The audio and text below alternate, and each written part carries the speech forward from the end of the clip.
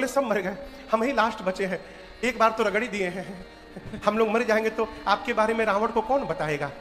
हनुमान जी बोले ठीक से बताओगे। रखवाले बोले एक बार रगड़ दिए ना, पूरा शरीर परपरा रहा है, हम लोग फीलिंग के साथ बता सकते हैं रावण को। हनुमान जी बोले जल्दी जाके बताओ, तुरंत जाओ। रखवाले पहुंचे हनुमान जी के दरबार, रावण के दरबार में जाकर बोले नाथ एक आवाज कपि भारी, बहुत भारी बानर आ गया। रावण बोला तो क्या हुआ। एक रखवाला बोला पहले हमारी पूरा बात सुन लीजिए। तेही अशोक वाटिका उजाड़ी, जितना मेंटेनेंस पे बजट पास किया था आपने बराबर कर दिया, एक दिन में उजाड़ दिया पूरा। रावण बोला कैसे उजाड़ दिया। तीसरा बोला हम बता रहे हैं, आंख से देखे थे हम, खाए सी फल और फल खाया, वृक्षों को तोड़ दिया। रावण बोला तुम लोग किस बात की सैलरी लेते हो, तुम क्या कर रहे थे वहां पर। बोले हम लास्ट बोल दिए तो बच गए, हमसे पहले जो जो गया था ना उनको पकड़ के नीचे माटी में रक्षक रगड़ रगड़ के मारा है सबको। अच्छा रावण बोला भट्टों को बुलाया, तुम लोग आओ इधर आओ, भटाओ जाओ भटाभट उसको मार कराओ। आपको बताएं उन भट्टों में 10-12 डरपोक थे। रावण के सामने तो खूब चिल्ला रहे थे मार देंगे, पकड़ लेंगे, छोड़ेंगे नहीं। आज जैसे बाहर निकले जितने डरपोकवा थे सब पीछे हो गए। आपस में प्लानिंग किए इन लोग को जाने दो, ये लोग बच जाएंगे तो हम लोग भी लड़ेंगे, मर जाएंगे तो भाग लेंगे। और जितने भट्ट हनुमान जी के सामने गए, हनुमान जी एक विशाल वृक्ष उठाकर, और जिस प्रकार माई लोग घर में झाड़ू लगाओ थे, हनुमान जी झाड़ू लगा लगा के सबको मार डाले। डरपोकवा आए रावण के पास, बोले आके सब मर गए। रावण बोले तुम कैसे बच गए। बोले हम तो गए ही नहीं थे, सब मर जाता तो आपको बताने कौन आता। कैसे मारा, रगड़ के मारा। बोले नहीं सरकार इस बार झाड़ू लगा के मारा है। रावण बोला तुम लोग मूर्ख हो, कोई ट्रेनिंग ठीक से नहीं किया, तुम लोग को पता है आगे से मार जाने पर मार देता है तो पीछे से जाना चाहिए था ना। एक बोला सरकार 25 लोग पीछे से गए थे, 25। रावण पूछा क्या हुआ। बोले प्रभु आगे वालों का तो डेड बॉडी मिल गया, पीछे वालों का डेड बॉडी भी नहीं मिला। बोला क्यों। बोले पीछे से जो गया था उसको पूंछ में लपेटा और लपेट के ऐसा फेंका है ऊपर, पृथ्वी के गुरुत्वाकर्षण के सब ऊपर चले गए। 1.5 घंटा हम खड़े थे कि कहूं टपके तो लेकर पहुंचे आपके पास, सब सैटेलाइट बनकर घूम रहे ऊपर, एको नीचे नहीं आया। अच्छा रावण का एक बेटा है अक्षय कुमार, कहा पिताश्री मुझे भेजिए। चला संग लय सुभट अपारा, पहले रखवालों को मारा, फिर भट्टों को मारा, अब अक्षय कुमार के साथ सुभट जा रहे हैं। हनुमान जी अक्षय कुमार को देखे, एक विशाल वृक्ष हाथ में उठाए और पूरा का पूरा वृक्ष अक्षय कुमार के रथ पर दे मारा। जय श्री राम। क्या हुआ। सीताराम। क्या हुआ, मर गया, बिलबिला के मर गया हो। अब उसके साथ जो सुभट आए थे वो सब थर थर कांप रहे हैं, बोल रहे हम लोग को कैसे मारिएगा। हनुमान जी बोले नाना प्रकार के तरीके से, इधर आओ। उठा के राक्षसों, एक राक्षस को हनुमान जी उठा के हाथ रखे,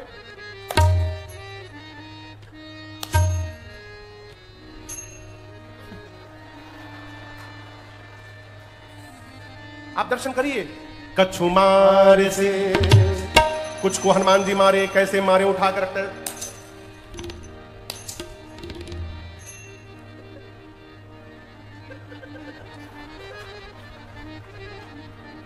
कुछ को हनुमान जी मारे। एक ने कहा नहीं नहीं हमको पुरन के स्टाइल वाला ठीक है। बाप रे बाप। तो हनुमान जी कुछ को पकड़ के रगड़े, कछु मारे से, कछु मरद से, कछु मिलिए सी हरि, कछु पुनि जाए पुकारे प्रभु मरकट। कुछ को मारे, कुछ को रगड़े, कुछ को धूल में साने, इधर उधर से चटक कर 2-3 पहुंचे रावण के पास, जाकर बोले मर गया मर गया। रावण बोला शाबाश बानर मर गया। बानर ने तुम्हारा लड़का मर गया, बानर मर गया, अक्षय कुमार मर गया।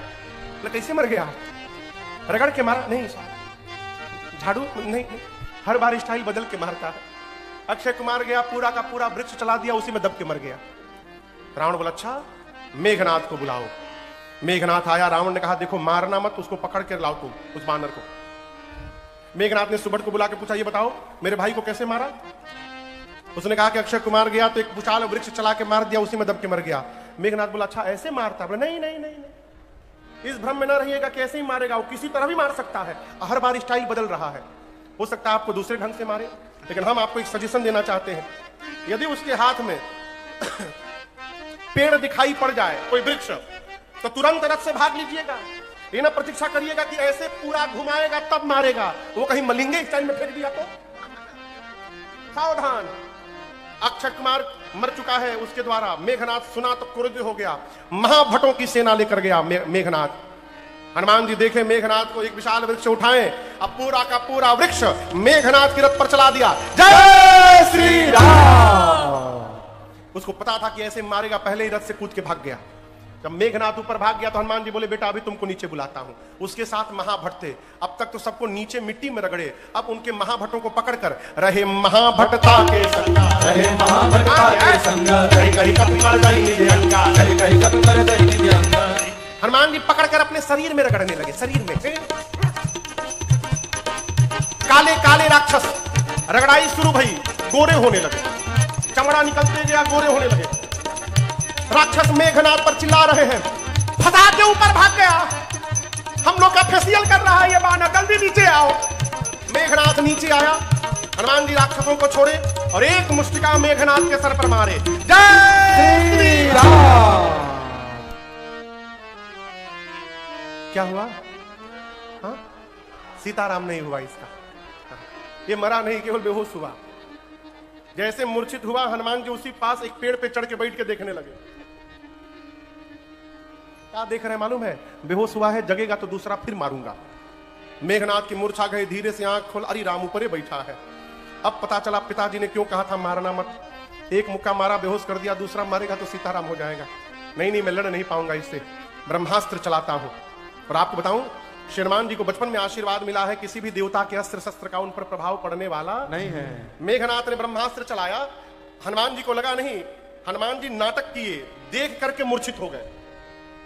अब मूर्छित होकर गिरे तो खाली जगह नहीं गिरे, 10-12 राक्षस बैठे थे उनके ऊपर ही गिर गए। परते हुबार कटक संघारा। मेघनाथ आया, राक्षसों को बोला उठा कर ले चलो इस बानर को।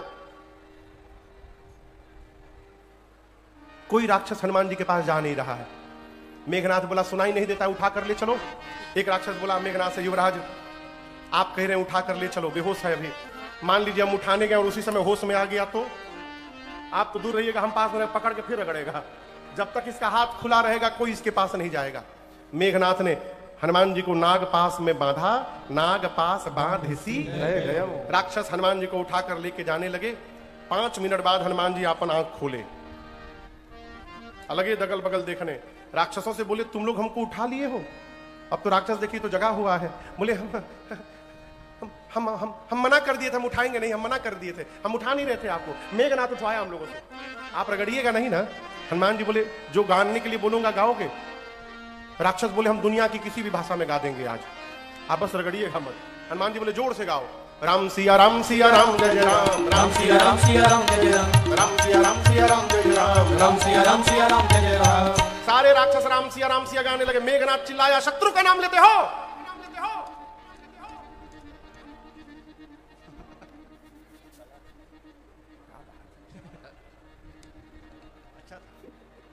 बोले ले नहीं रहे हैं, लिवा रहा है। आपको लगा है कि बेहोश हो गया है, जगा हुआ है, कंडीशन रखा है, जो गाएगा उसको नहीं रगड़ेगा, और जो नहीं गाएगा रगड़ के उसका भूसी निकाल देगा। आपको तो रगड़ा नहीं, आपको क्या पता कितना पर आता है रगड़ने के बाद। हनुमान जी बोले चुप हो गए, बोले नहीं गा रहे हैं, राम सिया राम जय जय राम, राम सिया राम जय जय राम, राम सिया राम जय जय राम, राम सिया राम जय जय राम। रावण की सभा में हनुमान जी पहुंचे। हनुमान जी ने रावण को बहुत समझाया है, लेकिन दर्शन करिए, समझाना उसी को चाहिए जो समझने को तैयार है। रावण ने कहा प्रवचन मत दो हमको, वानर तुम्हारी मृत्यु निकट आ गई है। हनुमान जी बोले उल्टा तुम्हारी निकट आई है। रावण ने कहा अच्छा प्राण ले लो इसका। विभीषण जी ने कहा दूत को मृत्यु दंड नहीं दिया जा सकता। फिर रावण ने कहा इसकी पूंछ में काम करो, आग लगा दो। पूरी लंका में हनुमान जी को घुमाया गया, पूरी लंका में। हनुमान जी ने इतनी लंबी पूंछ कर दी, पूरी लंका का तेल कपड़ा घी सब समाप्त हो गया। राक्षस अपने घर से कपड़ा निकालते थे, हनुमान जी को दिखाते थे, देखो हमारा घर ही कपड़ा तुम्हारे पूंछ पे लपेटा जाएगा। हनुमान जी कहते थे दिखाओ दिखाओ घर दिखाओ हमको, एक बार आग लगने दो बस। जो इस अग्निकांड के क्रियाक्रम में चंदा बांट रहा है, आग लगने दो, हम प्रसादी देने आएंगे उसके घर। पूरे नगर में घुमा के आग लगा दिए से हो, पावक जरत देखी हनुमंता भयो परम लघु रूप तुरंता दिवक चढ़े कपि कनकटारी भई सभी उलट पलट लंका सब जारी कूदी परा पुनि सिंधु मझारी। पूरी लंका पिघल गई हो। हनुमान जी समुद्र में कूद कर अग्नि को शांत किए हैं। सीता मैया से चूड़ामणि लेकर राम जी के पास गए और जाकर मुंह मां की पूरी सूचना दे दी। यहां पर आपको बताऊं भगवान ने कृतज्ञता ज्ञापित की है। कहते हैं सुन सूत तो ही पूर्ण मैं नाही देखे कही विचार मन मान। हे हनुमान जी, आपने मेरे ऊपर जो उपकार किया है मैं इस उपकार से जीवन में कभी उऋण नहीं हो पाऊंगा। भगवान ने यहां पर हनुमान जी को भक्ति प्रदान की है। सभी कपियों के साथ समुद्र के किनारे पहुंचे। बीच में विभीषण जी की शरणागति होती है। देखिए आपको मैं बताऊं, जिस लंका में राम कहना राष्ट्रद्रोह माना जाता था, उस लंका में विभीषण जी राम जी की पूजा करते थे। क्या रावण को पता नहीं था? सोचिएगा, उसको सब पता है। रावण ने ही विभीषण जी के लिए राम जी का मंदिर बनवाया था। कहा था जो भी पूजा पाठ करना घर के भीतर करना, बाहर नहीं करना। किसी को चेला नहीं बनाओगे, तुम अकेले भजन करोगे। रावण सोचा कि विभीषण राम जी का भगत है, मेरे साथ रहेगा तो ये भी मर जाएगा, राम जी के पास जाएगा तो बच जाएगा, और कम से कम मेरे बाद लंका को विभीषण राजा तो मिलेगा। लेकिन जाएंगे क्यों विभीषण? वो भी बहुत प्रेम करते हैं रावण से। रावण ने निर्णय किया भरी सभा में अपमानित करूंगा इसको, और रावण ने भरी सभा में मारा लात विभीषण को। विभीषण जी भगवान के पास गए और प्रभु ने तुरंत समुद्र का जल लेकर उनको लंका का राजा घोषित कर दिया। प्रभु ने पूछा समुद्र कैसे पार किया जाए?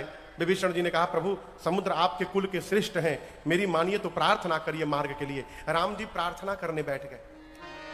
इधर विभीषण जी के पीछे 2 गुप्तचर आए थे, रावण के पास लौटे। रावण ने पूछा कितनी बड़ी सेना है? बोले 18 पद्म केवल सेनापति है। कितने सेनापति हैं? 18 पद्म। पद्म आप लोग जानते हैं? पद्म कितने लोग पद्म जानते हैं? पूरा पंडाल में 2-3 लोग बाबूजी जान रहे हैं। आप लोग सही में पद्म नहीं जानते? आनंद बाबू जानते हो? इकाई दहाई पढ़े? इकाई दहाई सैकड़ा, हजार, 10,000, लाख, 10 लाख, करोड़, 10 करोड़, अरब, 10 अरब, खरब, 10 खरब, नील, 10 नील, तब 1 पद्म। 18 पद्म सेनापति। एक दिन मैं सोच रहा था यदि इतना बानर हो जाए तो पूरी धरती पर बानरे बानर होंगे। तो फिर सही क्या है? मुझे तो लगता है कि सुख सारण ने सोचा कि ऐसा रावण को बता दो कि इसका दिमाग फट जाए, तो बता दिया 18 पद्म सेनापति है। रावण पूछा सबसे वीर योद्धा कौन है? बोले वीर का नहीं पता चला, कमजोर का पता चला। बोला कौन है? बोले जो लंका में आग लगाने आया था, वहां का सबसे छोटा सिपाही है वो, उसकी तो गिनती नहीं होती सिपाहियों में। उन्होंने भी रावण को समझाया, रावण ने उनको भी लात से मारा। इधर प्रार्थना करते 3 दिन बीत गए। विनयन मानत जलधि जड़ गए 3 दिन बीत, बोले राम सकोप तब भय बिनु होय। आया भगवान को क्रोध निकाले, धनुष बाण चढ़ाए, कान तक खींचे, जैसे छोड़ने को भय समुद्र में हाहाकार मच गया। त्राहि माम कह के समुद्र देवता प्रकट हो गए भगवान के सन्मुख। समुद्र नारायण ने कहा प्रभु हम आपके द्वारा कही गई आज्ञा का पालन कर रहे हैं। प्रभु आ यसु जेहि कहा जस अहई, सो तेरी भांति रहे सुख लहई। आज यदि हम आपको मार्ग दे देंगे तो कल रावण भी मार्ग मांगेगा। यदि आप मुझे पार करना चाहते हैं तो आपकी सेना में 2 कपि हैं नल नील, उनको बचपन में आशीर्वाद मिला है। आशीर्वाद नहीं श्राप मिला था, लेकिन श्राप भी जब राम जी के कार्य में लग जाता है तो आशीर्वाद जैसा बन जाता है। उनके द्वारा स्पर्श किया हुआ पत्थर जल में तैरेगा। आप सेतु बंधन कराइए, मैं भी अपने लहरों को शांत कर लूंगा। भगवान ने पूछा इस बाण का क्या करूं? बोले उत्तर दिशा में प्रभु छोड़ दीजिए।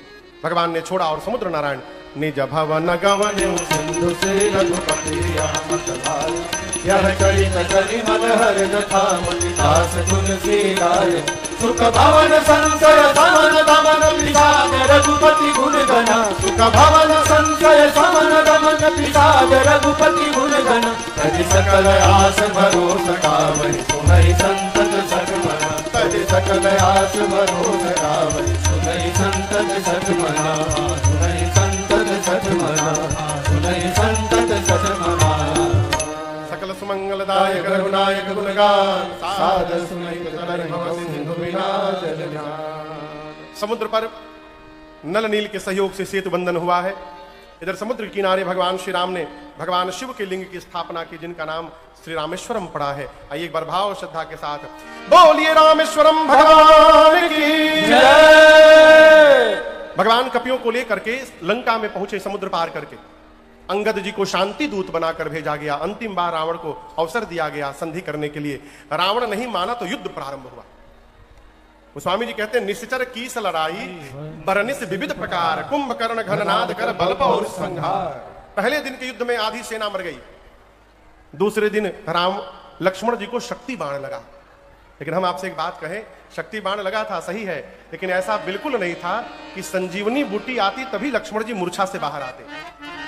ऐसा बिल्कुल नहीं था। अच्छा आप बताओ, प्रभु सक त्रिभुवन मारी जी आई। अगर आपको पूज्य राजन जी महाराज की ये श्री राम कथा पसंद आई हो तो कृपया वीडियो को लाइक करें, चैनल को सब्सक्राइब करें और दूसरों तक जरूर शेयर करें। जय श्री राम।